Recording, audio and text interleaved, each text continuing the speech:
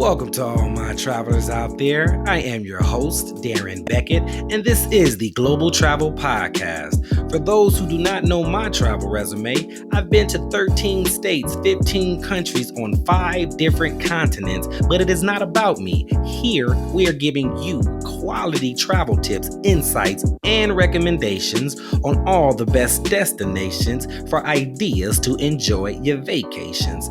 With that being said, sit back, relax, and enjoy the ride. We are all clear for takeoff.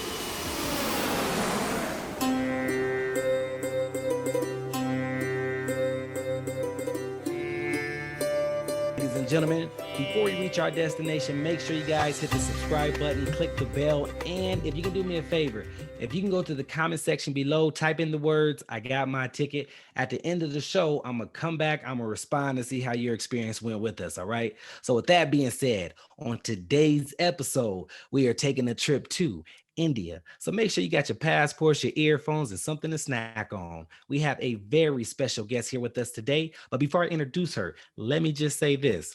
Now, when it comes to travel, this young lady right here has been across the world. She's been to all 7 continents. As a matter of fact, she's been to 50 countries. So if India is on your list, you better pay attention. So without further ado, let me introduce you to Miss Lakshmi. Did I get it right? How was it? Hi, thank you so much for having me here, and you got it right. Yes, my name is Lakshmi and Lakshmi Sharat. And yeah, I haven't been to Okay. 6 continents. Antarctica is still pending, I would say. But yeah, 6 of them. Yeah. So maybe sometime I would go to the South Pole. You never know. But then I guess things just happen, right? We don't really plan our trips, and it just happens as we go. And post pandemic, who knows what's going to happen? hmm So 6 continents, that's good enough for me. So definitely, we do got to make that 7 continent. We got to make that got to be a bucket list. Let's check that off. That'd be cool. And then, so what? Let's do this before we start traveling. If you can just share a little bit about who you are, where you live, hobbies, all that good stuff. Sure. So I live in India. I've lived in Bombay, what do you call Mumbai, I guess, and Chennai, which is where my hometown is. I call it Madras. And right now, I'm living in Bangalore, another city in the south. It's the IT capital. And so I've been in India. I'm based in India all my life. But I've traveled a lot. I've been traveling since, I guess, in India, at least since I was a baby. And my mother always says that I have wheels under my feet because I'm supremely restless and I keep roaming around and exploring every nooks and corner of where I've been. And international travel started for me, inadvertently while I was still studying.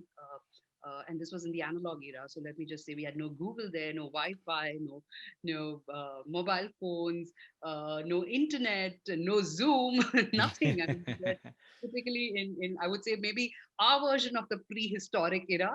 And so by that logic, I guess I'm a fossil. So international travel started for me over almost 3 decades ago, and I have been almost.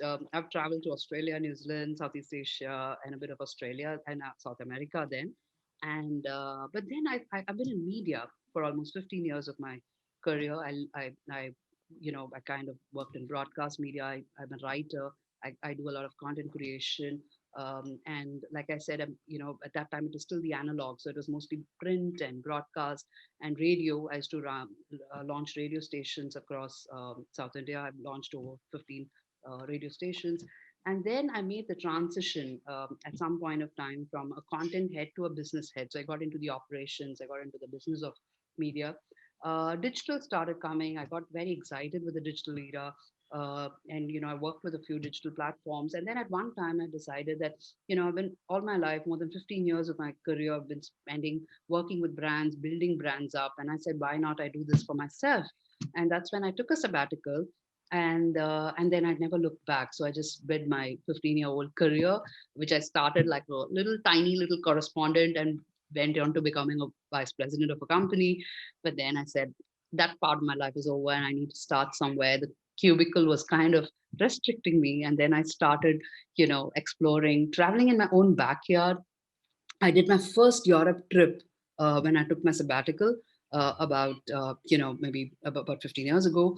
And then I started exploring one country after the other, as and when I got time, as and when I got met, and then my husband joined me. Sometimes I would do solo travel, sometimes it'd be both of us traveling, sometimes it would be media trips, sometimes it would be with strangers. I mean, it was fun. It just when one trip went on to another, it became like an addiction. Traveling is like an addiction. And since I've been in media all my life, it automatically I started creating content. I became a content creator, and then life goes on. So Right, right, that's right. all. Traveling is a way of life for me. So it's not about just bucket lists. It's not about just ticking things off my list. It's not about just I just need to travel. It's almost like a way of life. It's almost like something that I do every day, except for this year, which is kind of, I think, brought all travels to a halt. Yeah. Yeah, definitely. I brought a lot of travel to a halt, and I'm feeling homesick. I'm ready to get out there and start traveling again. So that's cool. I definitely. So, other than travel, any other hobbies that you like to do? Oh yeah, quite a bit. I'm in a little bit into dabble a bit into gardening. I don't know whether you can see a lot of succulents behind me. I'm very fascinated by succulents, and I do read, of course, and I also I've started learning Carnatic classical music. It's a South Indian Carnatic, kind of style of music. I've started doing that, and for me, I kind of is binge watching a hobby? I guess that. Sure is. A lot of shows on Netflix. I do a lot of I use a lot of adult coloring books. I'm not too much of an artist, but I get my stress out by just coloring and doing stuff. So yeah, I mean, and then a bit of photography, because I think that is a part of your as a traveler, you need to create content. So I do, I do a lot of writing. So I guess photography became a part of it. So yeah, I guess all of this, and now I have pets at home. So I had fostered a pair of cockatiels for about a couple of years, and Mm, they were adorable. And now I have we've taken home, we're fostering and adopted a semi-paralyzed street dog, which has had an accident, because of which his hind limbs were not mhm. mobile, and he's recovering here, and he's quite a handful, I must say. So I guess that's like all that one can do, you know. Right, right. So I like that. So a lot. I know a lot of our listeners are in the United States, so we're going to take some trips. You've been to 50 countries, so I'm sure you got a list of places that we could definitely talk about. But we're going to save India for last, of course. That'll be the main topic in the trip of the day. So now, what is other than India? What is the first country that you recommend us to travel to? I don't know whether I have any recommendations in terms of first country or second country, but I think one of the countries that I've fallen in love with in recent times is Croatia. It seems to be luring me again and again and again. Probably blame it on the Game of Thrones, but then there's more to Croatia than Game of Thrones, I guess.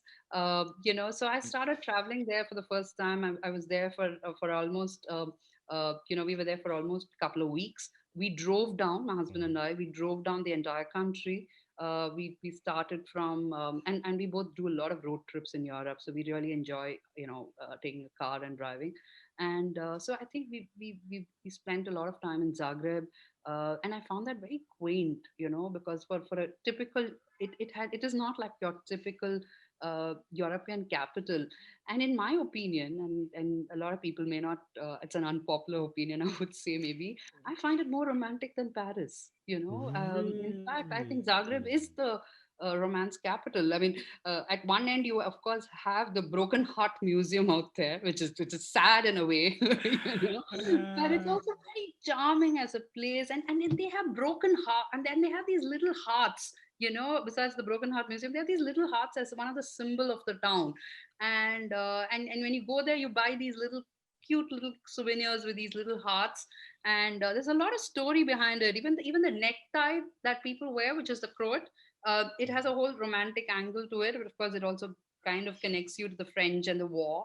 And Yeah. every story there, like if you just walk around, and I'm a storyteller more than a traveler or a writer. I believe I'm a storyteller first. And I find Zagreb full of romantic stories, very cute stories. Every lane there has a romantic aspect to it. And although it's a very different from a regular European capital, I find that very charming. So we spent a few days in Zagreb, and then from Zagreb we drove a little, around. We went to Plitvice National Park, very pretty national park, full of lakes, beautiful lakes. The entire national park is just, it's like a like like like like just nature at its best, and it's like a feast to your eyes, if I may say so. And I like that. I strongly recommend that if you're in Plitvice, you must stay in Plitvice. It should not just be like a day trip. It's not, a lot of people just go and just do like a quick day trip. I'm a slow traveler, by the way. I'm not someone who, I mean, of course, we don't, I'm not a digital nomad because I have a life back home, and I eventually like to come back home to my pillow and my bed. Right. But when I travel, I take things slow. And if I have just 1 week in a place, like I went to Budapest, for example, my husband and I mean, we were just in Budapest for 1 week. We didn't move out of our Airbnb. Mm-hmm. So the Mm-hmm. same in Croatia. We just like spend a lot of time just in one place, just roaming around. And since we had the car, we would just take detours wherever we wanted. So Mm-hmm. Plitvice, and then we went to Split, which is the second largest city in Croatia.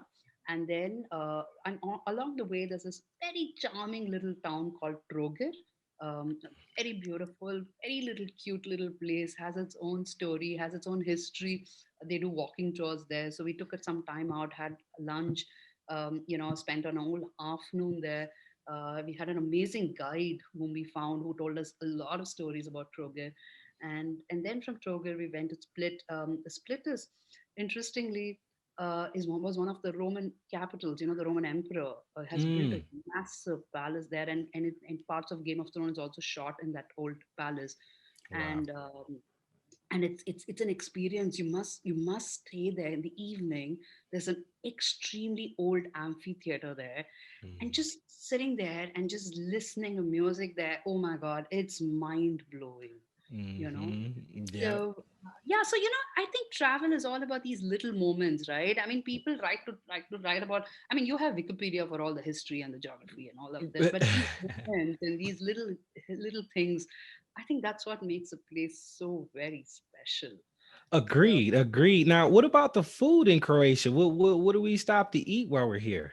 okay, so I'm a vegetarian. Oh. So I may not be the best, person to talk about food, but I must say that the truffles in Croatia is out of the world, and the Mm-hmm. wine, and they have some amazing food. And even for us vegetarians, we found some brilliant food everywhere. So it was absolutely, I've never had problems traveling anywhere in the world and not finding vegetarian or vegan food. Uh, and although I don't eat meat and fish, I do eat a little bit of eggs and other and but I must say that Croatians love their food. The amount of coffee, oh my god, Zagreb is filled with coffee shops. Mm-hmm. And the truffles there are meant to be extraordinary. In fact, Istria, a region which I was going to talk to you about later, is known for its wine. And Croatia has little very interesting things. So I went to Dubrovnik after this. We spent about 5 6 days in Dubrovnik. We drove down from all the way from Zagreb to Trogir to Split to Dubrovnik. There are also islands. Unfortunately, I didn't have time to go there, and I wish I could just take off from one of those ferries and go there. But we did take ferries off Dubrovnik, and Dubrovnik is, of course, for Game of Thrones fans, it's the King's Landing. So it's where all the action takes place. So, but while you do a Game of Thrones walking tour there, the old town is amazing. I mean, this is one of the old towns where I could actually walk on the walls. We could like go right on top. And if somebody, and it's not just about history for those who are into water sports. I mean, you can go kayaking in the ocean.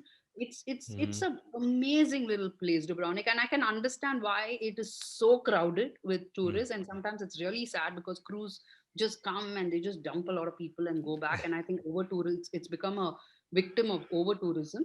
But still, I think post COVID, people would welcome any form of tourists, I guess. But Mm-hmm. Dubrovnik Mm-hmm. really, really, really one of the most amazing places I have been to. Um, but a trip to Croatia is not complete if you don't go to the Istrian Peninsula. It's more Okay. Italian Croatian, to be honest, Okay.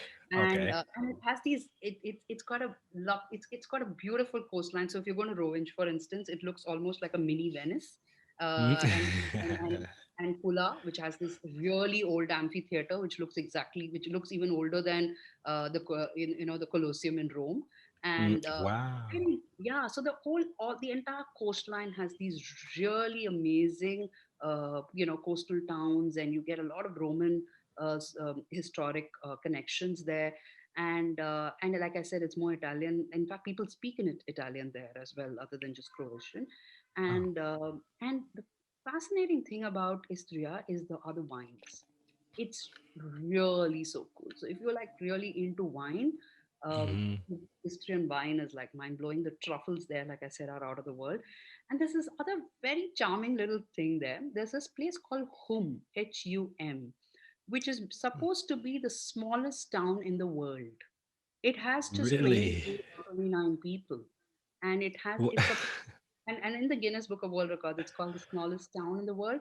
And they even have patented a brandy, which is like from home, you know. So right. lovely little charming place. So you have these little things that when you just go into Istria and you just like go into Croatia and you just discover these beautiful little nooks and stories, and it's lovely. So I would really say that Croatia was one country that made a lot of impact in my life, and I would definitely want to go back once lockdown ceases and international travel starts again. Yeah. Right. Yeah. So Croatia is definitely on my list. A matter of fact, probably all of the countries are on my list. So Croatia is definitely one of them. So if you guys never been or are looking to go one day, you can look forward to their wines, their coffees, there's truffle if you're into those type of things. Also, they have old amphitheaters, history and culture. It's just a lot going on. Even a small towns that I guess in the world record or book, it's just the smallest town, Yeah. 28, 29 folks. That's kind of crazy. Nice. So, and then you Game of Thrones, you Game of Thrones fans, you guys go to Croatia, do some walking tours and see how everything is, man. I think that's some good information right there. So Croatia was fun. Now let's go to another country. You the pilot, I'm the co-pilot. You tell us where we going. We got a little ways till we hit India. So where we going next? Very tough question. You're asking me to choose amongst 50 countries. You know I what? Let's do this. Let's do this. Since so we have to have something for our vegetarians out there. So a lot of our hit listeners, there are some vegetarians, I'm sure, out there, of course. Now, what is a good country for vegetarians to go to? That's probably a better question. oh I guess, I mean, like I said today, everywhere you get vegetarian food. I don't think India is the best country if you ask me, because a lot of Indians are vegetarians, and you have an entire vegetarian cuisine in every state of India. It's not just about one Indian cuisine. It's like I always say, there are many Indias in India, but Uh-huh. vegetarian food is like, but I think the Middle East has a lot of options, the hummus, and you try a lot of, like when I went to Jordan, and when I went to Oman, and when I went to Qatar, all these, the Middle East, the Dubai, of course. Mhm. I think you get a lot of vegetarian options there. But having said that, if you ask me to choose a country, coming back to your earlier question, I'm not talking it from the point of view of food, but what is one of my countries that I would love to recommend. It's a very, Mhm. very tough choice, but I would tell you between Japan, Vietnam, and Laos. These are three countries that I completely fell in love with in the last couple of years. Uh, Japan again was mind blowing. It unfortunately, all these three trips have been really short, because it's been it's been mostly an introduction to me. When I travel first, I almost do it like a promo. The first time you go and you see a country, and you like get a glimpse of it, you get a feel of it, you get a sense of it. And since I'm a slow traveler, I don't like to pack in many places into my itinerary. Like if I'm there for just 10 days, then I would like to do just two places, or just sometimes even just one. Vietnam, I spent a lot of time. My husband and I went there. In fact, last year we were in Vietnam, And although, like I said, it's I need to definitely go back and do multiple trips there. Um I visited, we of course we went to Saigon, which is your Ho Chi Minh City, the capital, and it's primarily about war, and it's primarily about the whole historic perspective there. But from there, I we drove down to this very beautiful town, and I think everybody whoever's been to Vietnam would tell me that that's the most charming town out there. It's like a fairy tale, Hoi An. I Oh can't yeah. tell you how much I love that place. And the old town out there, it's like totally out of a fairy tale, and they have Wow. these night markets. They have a lantern market. They have the river, which you can go on these little boats there. You can even get your clothes stitched there in a day. They have like thousands of tailoring shops there. So if you want like a typical shirt or a typical skirt or a dress, they will just take your measurement and give it to you within 24 hours. And Wow. Hoi An is a place you can live for eternity. I can tell you, it's so charmingly beautiful. It's literally out of the world.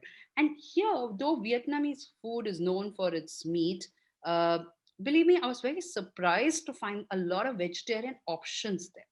And Mm.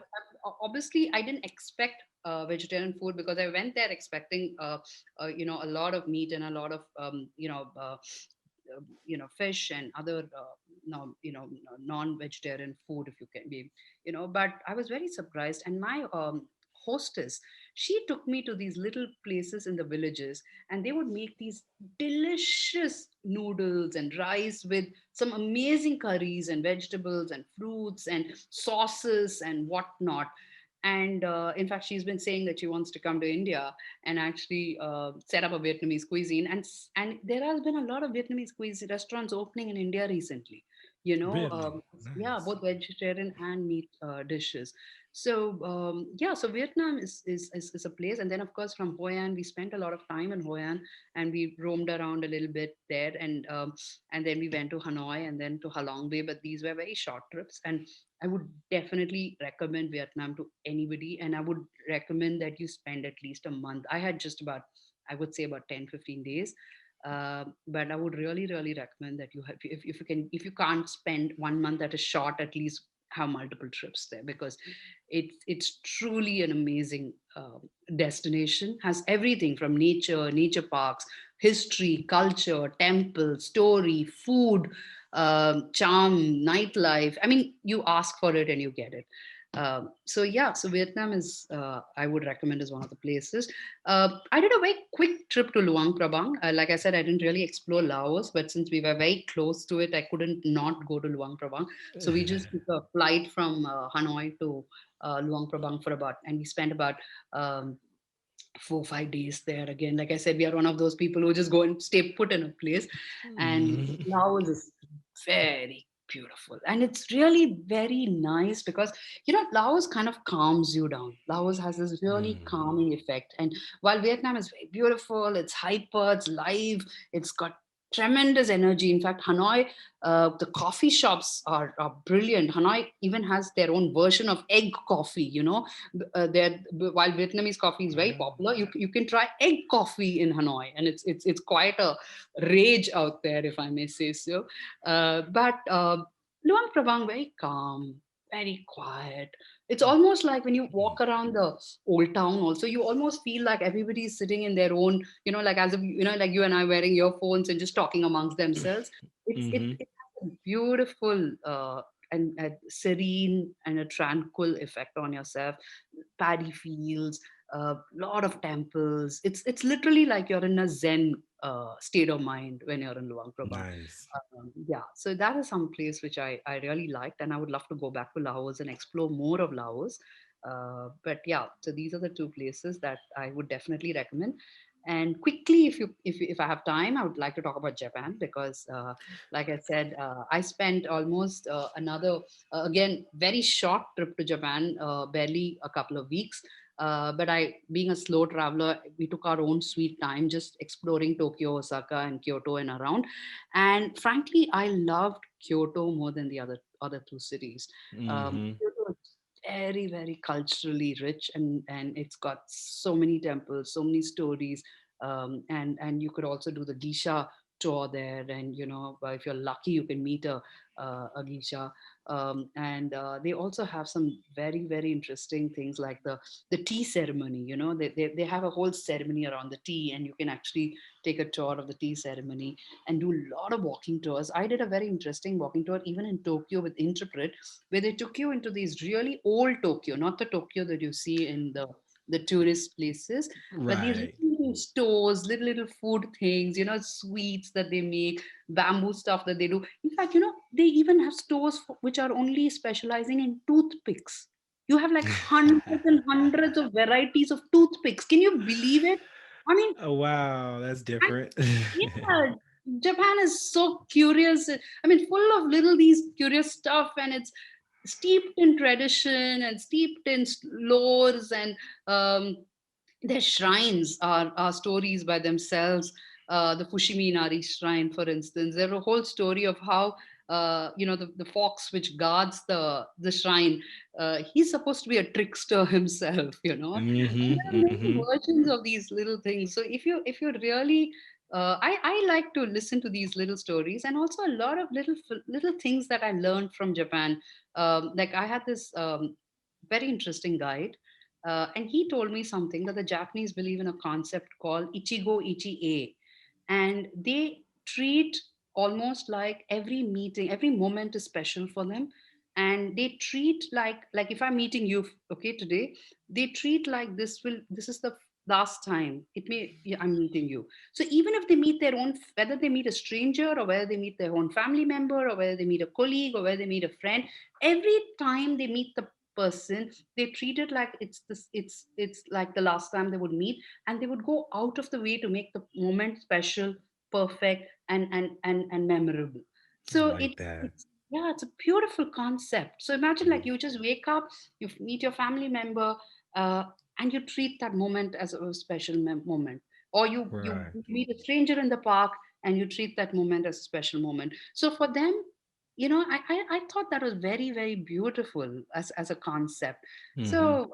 So I learned a lot of these little things in Japan, and it's one place I would love to go and live sometime, if I had to choose another country.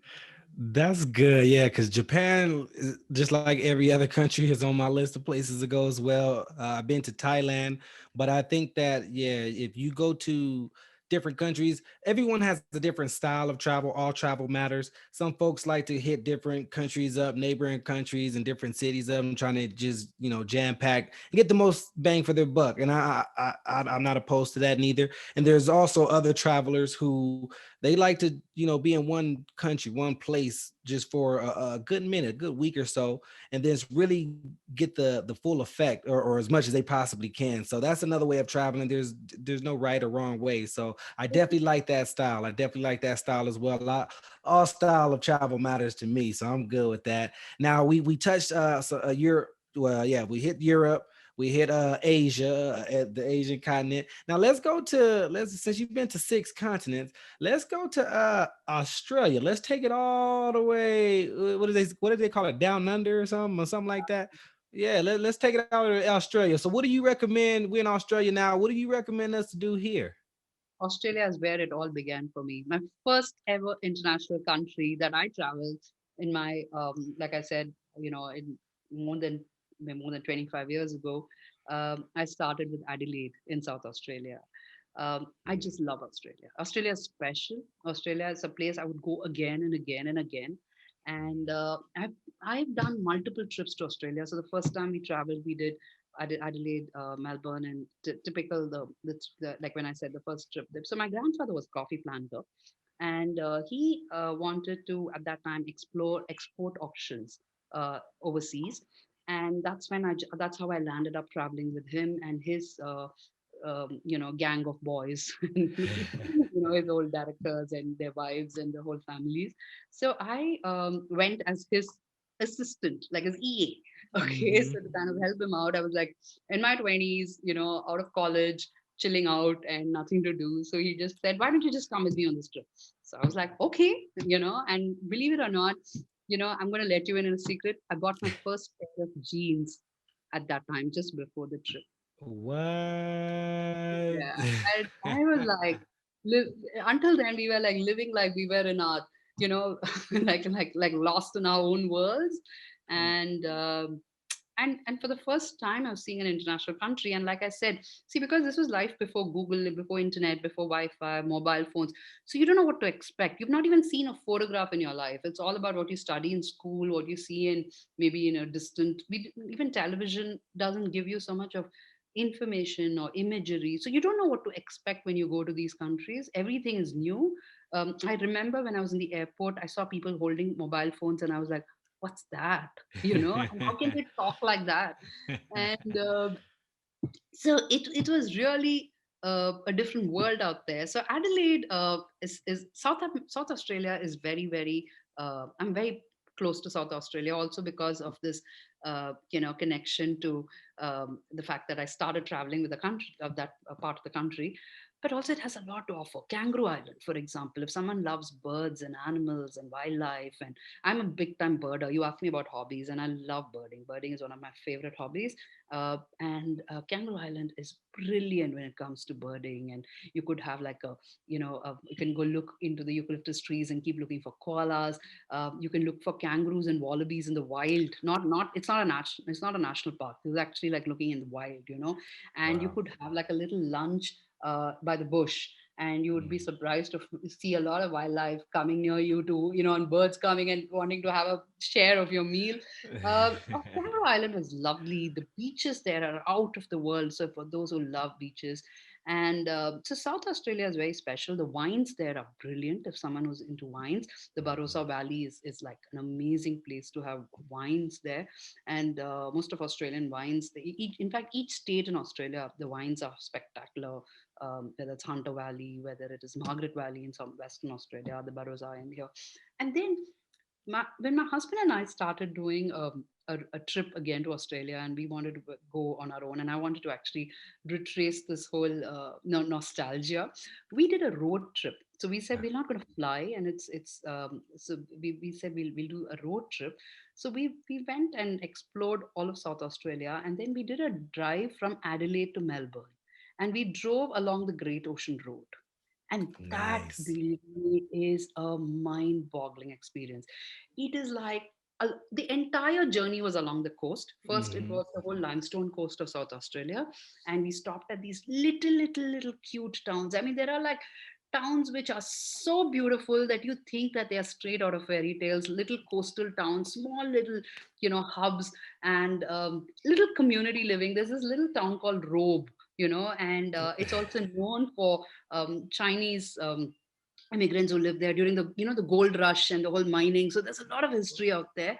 Right. And so between South Australia and Victoria, which is Mm. the other capital where Melbourne is the thing, you find Robe, and then we also stopped at little you know, lighthouses which are out of the world. Hmm. There's Cape Hmm. Otway, for instance, which is another very fascinating you know, lighthouse in the middle of nowhere. In fact, people climb up the lighthouse, and from there you could even do whale watching if you're lucky, and you can spot whales. And then Nice. we stayed in these small coastal towns called Port Campbell. Again, straight out of fairy tale. So we drove down this, you know, this whole coastal setup. And Great Ocean Road in Melbourne has beautiful viewpoints, and there are certain spots, and each of these are called, like for example, you have all these have rock formations. You have a Mm. rock formation which is called, like for example, London Bridge. You, of course, everybody knows about those apostles. So there are various rock formations, and they all have names, and you can just take as many detours as you want. Go spend some time there, take photographs there, spend some time in those bays, come back, and you could do this road trip in as many days as you want. Like we took almost, I think, 4 to 5 days. We Mm. drove at our own pace. We stopped at little towns. We stayed over at little towns, and so in fact, one of the hosts told us that, you know, there are some guests who spend even 10 days or 15 days just driving down this entire stretch. Um, Wow. yeah, so it that was a fantastic experience for me. And then I've also been to Queensland and explored a lot of that part of Australia, again from the Great Barrier Reef. Great for scuba divers. I'm not into water too much, but my husband is a big time scuba diver. So Uh-huh. for anybody who loves snorkeling and scuba, that's like the place to go. Hmm. And then of course there's surfing, which is in the Gold Coast, which is really amazing.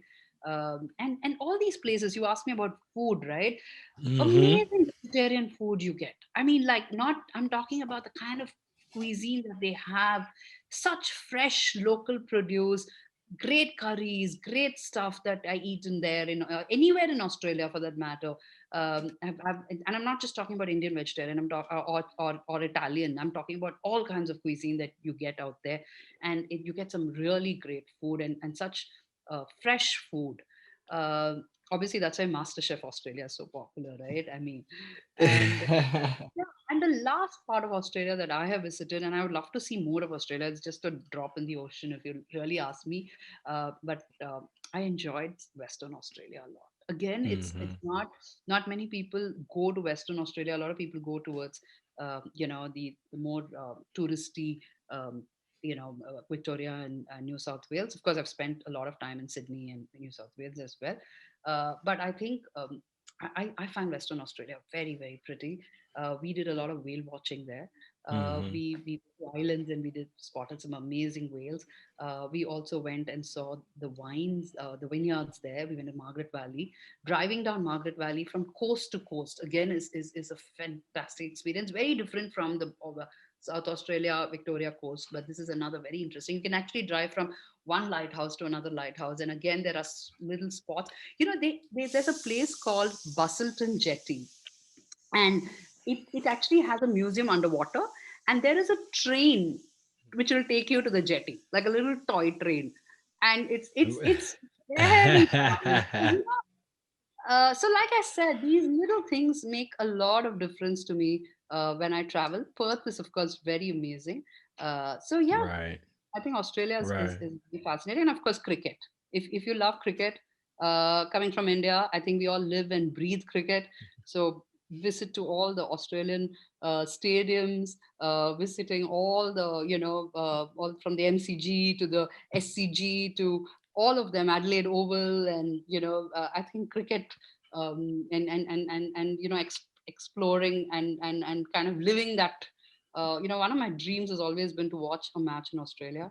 Unfortunately, I Mm. did get an opportunity when the World Cup was going on, but my visa expired. So, uh, yeah, maybe some other. But yes. Yeah, yeah, definitely. Australia sounds like fun. I haven't been there quite yet. I know it's a long flight from California, but I definitely have it on my list. So, ladies and gentlemen, all my listeners out there, you definitely have to try maybe doing like a road trip in Australia instead of taking the flight or a charter plane. Also, they have great food for the vegetarians out there. So I'm not a vegetarian, so I don't have that issue. But for those who are vegetarians, that's a good place to eat vegetarian food. And then also, if you're into birding or whale watching or lighthouses, it's so much that you can do. If you're into cricket, it's a lot going on. If you want to do something different than the tourist areas, go to the west side of Australia, do something different, stop in a little local towns and what have you.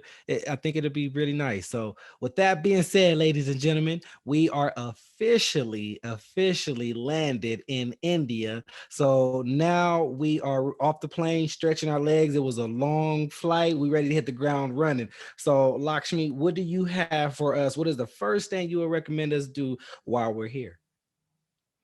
Well, acclimatized to India. There are many Indias in India to begin with.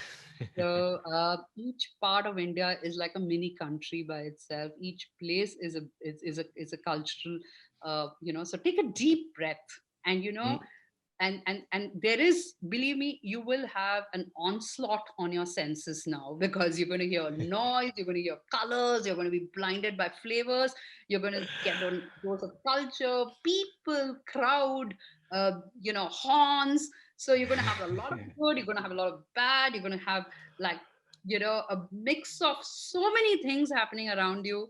So, and you're going to be overwhelmed. So Right. just take a deep breath, and just tell yourself, this is India. And and what you're going to explore in India is going to be so many different Indias in India. It's not just one India that you're going to see out here. So I like yeah. that. So So, what is the first place that you would recommend? The first thing, the first state or place thing to do or see?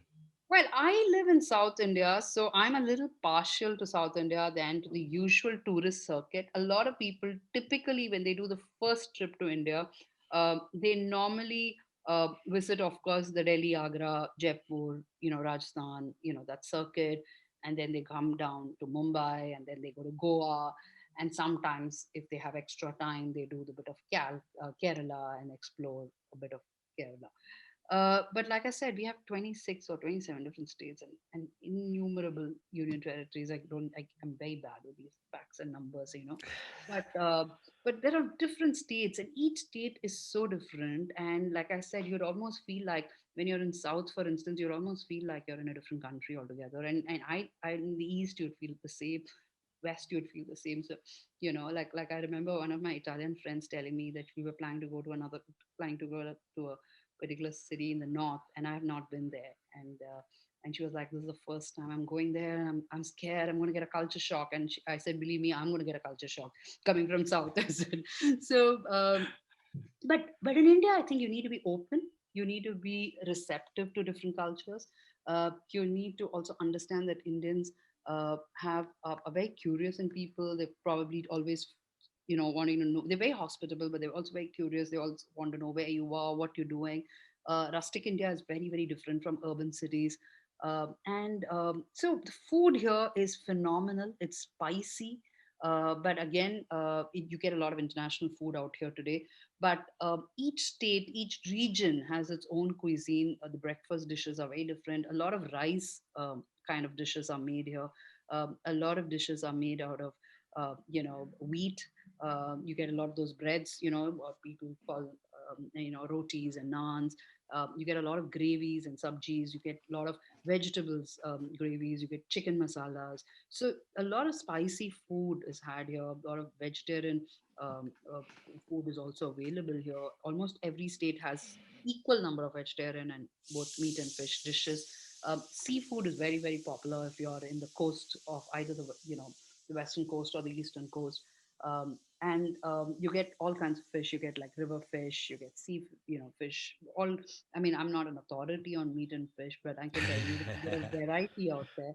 And of course, today there's been a plethora of international restaurants that are opened, and you get every cuisine. In fact, recently I heard there's a Cambodian restaurant that's opened here. So you get food also from all kinds of food from European cuisine. You get Japanese cuisine. You get um, Korean. You get like every dish. You had Mexican is very, very popular here. Oh, And wow. so you will find Spanish is again another very popular cuisine. So you will actually not an Italian, of course. I mean, every nook and corner has an Italian cuisine restaurant here. Mm. So besides Indian food, you'll get a lot of different flavors from around the world. India is very rich in culture. So from heritage Mm. monuments to temples to forts to there's more to India than just the Taj Mahal. And you'll find monuments and rock cut cave temples which are thousands and thousands of years old. Like if you come down south, Mahabalipuram, it's a 7th century sure temples or even older than that. You have the Ajanta Ellora caves, which are very, very old again. There's a lot of history. There's a lot of art history. There's a lot of monuments here, which are which cuts from temples, rock cut temples, forts, palaces, cenotaphs, variety of monuments. And each state has its own art and architecture tours, walking tours. Of course, Jaipur is rich. Rajasthan is rich. But again, paintings and forts and all of palaces and all of that. But like I said, I'm very partial down south. I come from South India, so I think states like Tamil Nadu and the state where I live, Tamil Nadu is my home state. Karnataka is where I live. These two states have such plethora of heritage and cultural and monuments and temples. And I would strongly recommend that people visit these two states when they are in India. There's also a lot of ecotourism here. There's a lot of Mm. wildlife parks here. There's a lot of nature here. Of course, Kerala's made the backwater cruises almost like a signature tour of that you must experience when you come to India. Uh, but there are so many beautiful mangrove forests. There's so many beautiful wildlife parks here. There are a lot of waterfalls here. And each of these places, there are a lot of hiking tours.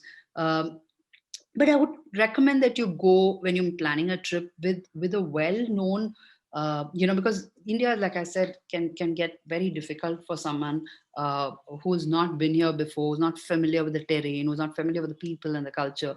So it's always good to kind of go with a reputed agent or a reputed tour operator, rather than just, while you can do a little bit of your tours independently, it's good to kind of have someone organize it for you. Why I'm saying this is, a lot of people have this misconception that India is very unsafe. I don't agree to that. It can be safe or unsafe like any other country in the world. Okay, Exactly. it's just the common sense that you need to use. If you're not getting the kind of vibes that are right, then leave that place. Hmm. Uh, don't tempt fate. Like I was in Barcelona, for instance, and I was doing solo travel, and my hotel was not in the city center. It was almost near the airport, and I used to have only one shuttle bus that used to come and pick us up, at about early night, because they would wind up by 9ish or so. And so I know how Barcelona can get very dangerous even during the day. And since I spent almost 3 to 4 days in Barcelona as a solo traveler, um, I got a familiar with the terrain, so I would not risk roaming around in too late in the night. I would probably take the last shuttle bus out of the city center, and if I missed that, then I would find the closest bus point that I could go to my quick. But since I was almost living near the airport and it was like a little village by itself, I realized that I had to keep my wits about me. So there are certain things you need to use your common sense even in India. Merge with the crowd. Don't stand out. Blend in. Don't do things that locals don't do. Like, for example, I wouldn't go, if I was in Goa, I wouldn't go wandering into beaches late at night. Yes, you would go at till a decent hour, but I wouldn't be wandering there at, like, post midnight maybe, or even later. So and some beaches may be safe, some beaches may not be, and those nuances you will not know if you're a first time traveler to India. Even I wouldn't know, because I live in a different state, and I would probably rely on a lot of feedback from locals before I start doing that. So always listen to what your host and hostess say, and and just be careful about choices that you make, and because it can be, like I said, like I was almost mugged in Italy, but does that make me feel very unsafe about Italy? No, I would go back to Italy. We've done road trips in Italy many times. In fact, in Milan, there are these pranks that they play on tourists, and then they kind of try to take a lot of money from them, or mug them at knife point and things like that. And one of my friends was almost getting accosted by 3 4 guys, but we went there, and then they saw all of us, and then they walked away. In Rome, my husband and I were traveling, and in the middle, we were just got off the metro station, and we were staying near the Vatican at that time. So it was not too many people in the station, and there was a guy who was stalking me, and he was almost going to mug me, and luckily some 3 people came from the other side, and then he just vanished. So, but that doesn't mean that I'm going to say, oh, Italy is very unsafe, I won't go again. It's just that I will be careful about, Right. how I stay, where I stay, what time I land in a place, whether I want to travel alone, what places to avoid. So you, Hmm. you make these choices, you know. So I believe India is very safe, like any other country in the world. But you just have to keep your Hmm. wits about you and use your common sense. So, and Right. there are some lovely destinations. Just to rattle off a few: Varanasi, very fascinating but very overwhelming for the first time traveler. But I Hmm. love Varanasi. I love Rajasthan. If you like ghost stories, Bangad is like the most haunted fort in the country, What? and even the government doesn't allow people to hang around there after sunset. So you can read about it on my blog. And but Rajasthan has its shared beautiful palaces, and it literally takes you into a world of royalty. I love Orcha, which is another small little gem. Hmm. In Madhya Pradesh. I love Khajuraho, very fascinating erotic temples. Another state I would really recommend is Ladakh, which is now a Union territory by itself. It's right on top in the Himalayas. Leh Okay. Ladakh is spectacular. Kashmir, of course, as and when it's safe, and then um, Odisha in the east is another favorite of mine, and it's got some really great mix of culture, temples, food, delicious food, I must say. And Uh-huh. also it has national parks, so it's great. And then what, the northeast, the Seven Sisters, very Hmm. very remote but very amazing, for people who want to really get a taste of different India. Right. Then we're talking about, of course, people have gone to Goa and your Mumbai and all those Maharashtra and all the very popular places and destinations. Down Hmm. south, I know a lot of people visit Kerala, but I would strongly recommend, like I said, Tamil Nadu and Karnataka, because these states have so much more to offer. And Hmm. also there is, Andhra, which is upcoming now. The islands, Andaman is a very fascinating island, Andaman and Nicobar Island, Hmm. and it's in the Bay of Bengal. And Andaman has a lot of colonial history. It has a jail where the freedom fighters were imprisoned during the colonial period. But it also has like amazing beaches and islands there for those who love scuba, or those who love just roaming around beaches, chilling at beaches, Right. doing a lot of, yeah, just it's like a place you must go. Andaman Islands are like beautiful. Yeah, so I think it's like I said, it's so difficult to talk about India in like 15 minutes, but Yeah. I keep repeating that all the time. And so you have everything. You have rivers, you have cruises, you have beaches, you have mountains, Hmm. you have the whole Western Ghats, for example, that cuts across the entire western coast, which has got some really great biodiversity hotspots. Hmm. Um, Coffee, coffee towns in South. They're Tamil Nadu, I'm sorry, Karnataka and Tamil Nadu are known for their coffee, filter coffee, we call it. We Hmm. do like, those drips, like your French press kind of coffee, Right. but we do it in a traditional, filter. But the rest of India lives on chai, which is Uh-huh. tea. So Yeah. yeah, I mean, there's so much to offer in India. It's so difficult to do it in like one session in a few minutes. Yeah. Right. So what about, because I know a lot of listeners on this show are, I'm assuming, from the United States and speaking English. So is English a popular language? Can we get around there, or is it good to learn a little bit of language, or how is that trying to navigate India speaking only English? Well, I think all the big cities, there's English is lingua franca. All the main top cities, you will not have a problem with people not knowing English, especially if you're staying in, good hotels and if you're thing. But the man on the street, for him, some of them may prefer the local languages change from place to place. Although Mm, traditionally Hindi is supposed to be pretty much well known. Down south, for instance, Hindi is not always the lingua franca across other states. So I would say that depending on where you're going, maybe you could learn a few phrases in that language, maybe, but English by and large works. Oh, and I forgot to mention one more state, very, very popular. Of course, our prime minister is from that state, Gujarat. I mean, I've fallen in love with Gujarat over the last few, I've not been, I started going there actually for bird watching. But one region in Gujarat is something which I'm very, very fascinated with, which is Kutch. And why mhm, Kutch is so interesting is that it has this phenomenon called the Ran of Kutch. And it is mhm, basically it is formed only during, in winters. So what happens is this, all of this is a desert, okay? But it was in millions of years ago, it was an ocean. So there are salt that is formed after the monsoons are over, when the water retreats, the salt. So you have miles and miles and miles and miles and miles of just white salt, crystallized salt.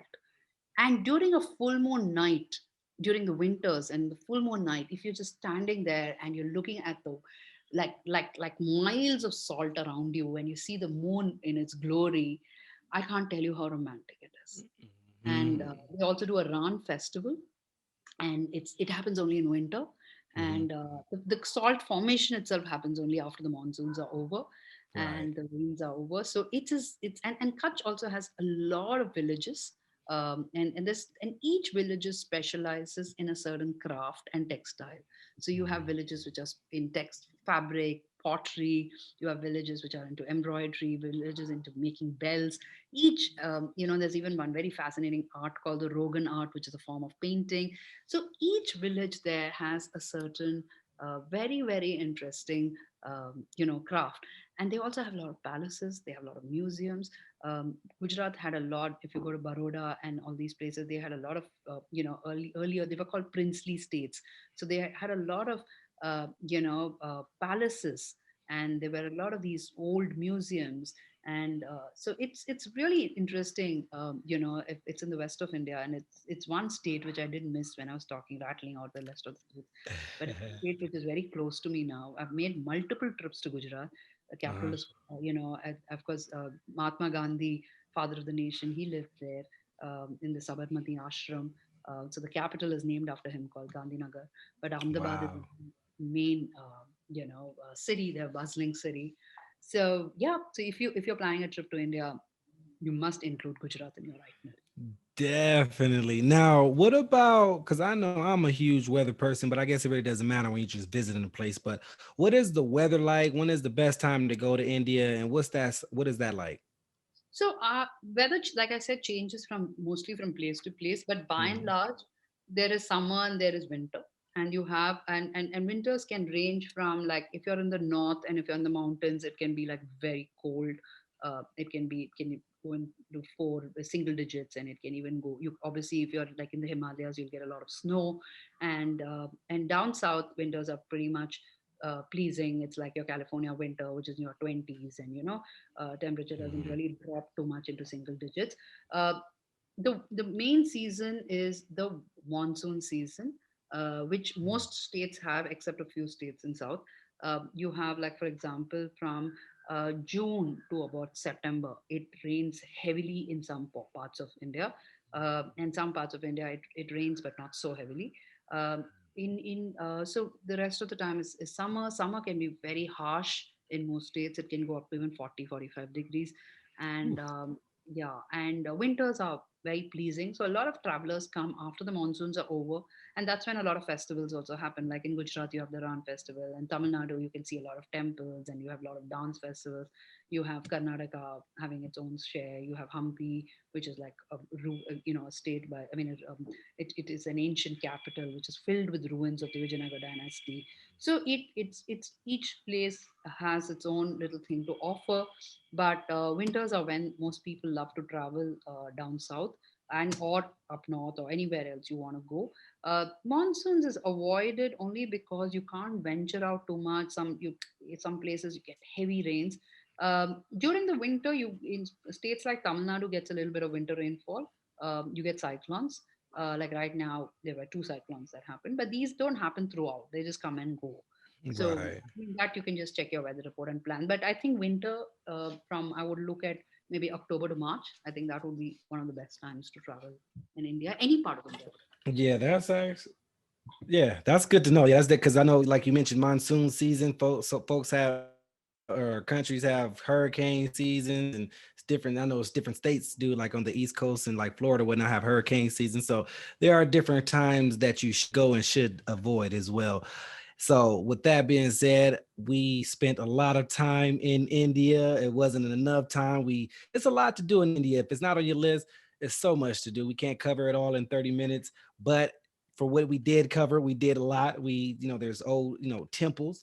We have rivers and cruises and beaches and islands and coffee and vegetarian options for those folks who don't eat meat and fish. So it's just a lot going on. You could do a lot. It sounds like a place that I need to go. Is definitely on my list. So You that's have palaces, actually, and you have forts, and you have ghost stories, and you have, like, national parks. You have tiger tourism. You have elephants, and you have a lot of birding to do. And you yeah. can obviously visit a lot of different types of temples, from rock cut cave temples, Mhm. prehistoric cave temples.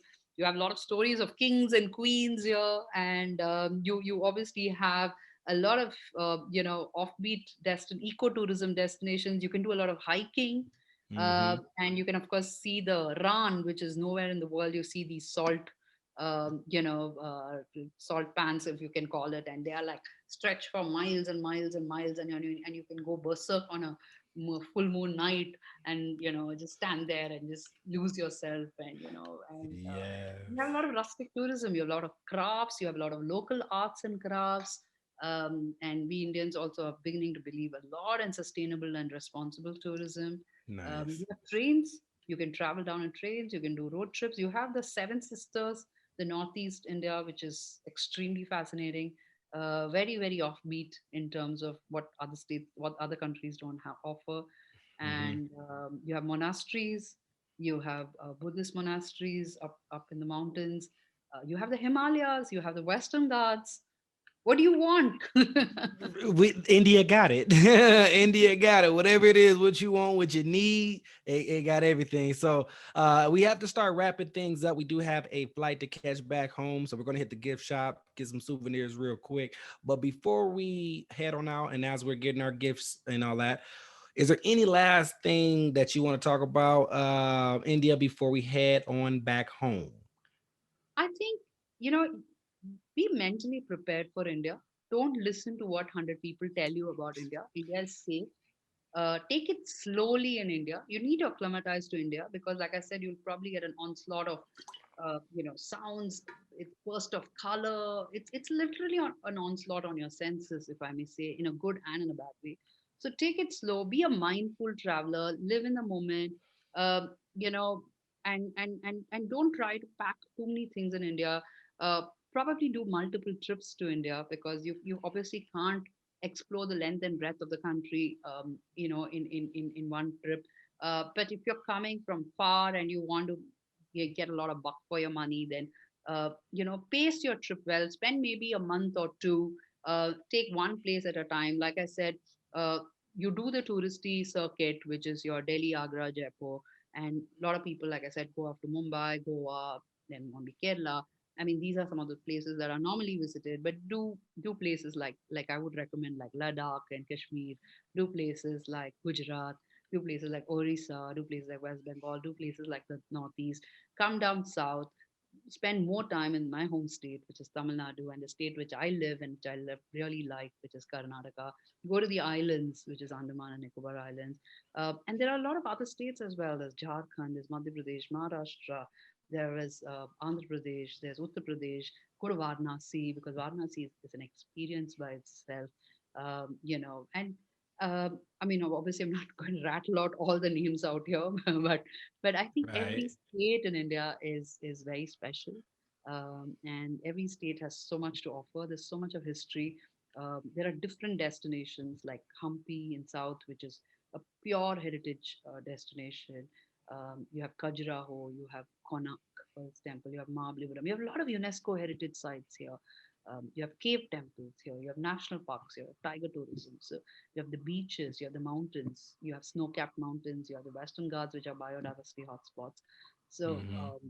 there's so much really to offer. So and I think you should all come to India once the lockdown and the COVID and all the pandemic and all everything is over, and you know, take a deep breath and enjoy India. Definitely. I love it. I'm sold. I'm going. I'm going on. Hey, I And you love definitely the got people to. too. What was that? I said you love the people too because I'm people know sure. places. Yeah, I'm see. All right, y'all. We gotta go to India. We gotta plan the trip. We gotta figure out our dates and all that. So we'll let you know. But yeah, definitely we have to head back home. We had a great time, great time in India. It was fun. Thank you so much for being our tour guide. Much appreciated, Lakshmi. And then, ladies and gentlemen, you know what time of day it is. We are approaching. Matter of fact, before we even do that, actually, I almost forgot. We have on our way back home. We have one last segment to actually do, and that is called the lightning round. And at this lightning round, I'm going to ask you a list of questions, and you are to answer them as quickly as possible. Okay. And not only that, you can only use one word answers as well. So no long sentences, no backstories. Just keep it short and sweet, and I think that'll do the job. So, are you ready? Yep, I am. All right, let's get it going. So the first question, what is your favorite airline? No, that is not a one word answer. What you got for us? Well, I think I like Lufthansa. What is your favorite hotel? I like Hilton. What is your favorite cruise line? I've not really traveled in too many cruises. What is your favorite state? In India, it's Tamil Nadu. What is your favorite country? India, What is your favorite hotel booking site? I Airbnb. What is your favorite flight booking site or an app? I'm not really done too many bookings online, but I would say make my trip in India. Hmm. And what is one thing that Lakshmi must bring on all of her trips? I always carry my sunglasses. Where do you want to go next? Let the pandemic first, allow us to travel. I mean, I think I just want to get out of my house first. Right, go to the mailbox. Okay, so what other state would you live in? I think in India, I would like to live in, somewhere up north in one of the, the Himalayan towns. I would love to go there and live. Okay, what other country would you live in? Maybe Japan. Nice. Last question. What is your favorite travel podcast? Global Travel Podcast. Great answer. Great answer. Yes, yes, ladies and gentlemen, thank you so much. Much appreciated. And Lakshmi, thank you so much. We greatly appreciate you gave us a lot of good information. Girl, we need to do this again. This was fun. We can Yeah, take another let's do trip. another round of India. Part two, right up. Yes, India, yes, back to many India. Indias in India. You can't just list it in one of the countries out there. Yeah, we gotta get back. We gotta go to India again. So we'll definitely talk about that. So, ladies and gentlemen, you know what time of day it is. We are approaching our home airport. So, with that being said, I need you guys back into your seats, buckle up, trays up, and your seats in the upright position. But before we land, Lakshmi, if you can do us a huge favor, if you can give us one last piece of travel advice, what would that be? I would always say that blend with the crowd when you travel, blend with the locals, always respect their culture and blend in. I mean, don't stand out as a tourist. Uh, just don't attract attention to yourself. It's so important. Whichever part of the world you go, whichever part of the city you go, it's so important to merge and blend in with people and respect their culture. Mm, well said, well said. Hope you guys is taking notes and paying attention. But we have officially landed touchdown. You can now unbuckle your seatbelts, grab your belongings, and exit the cabin.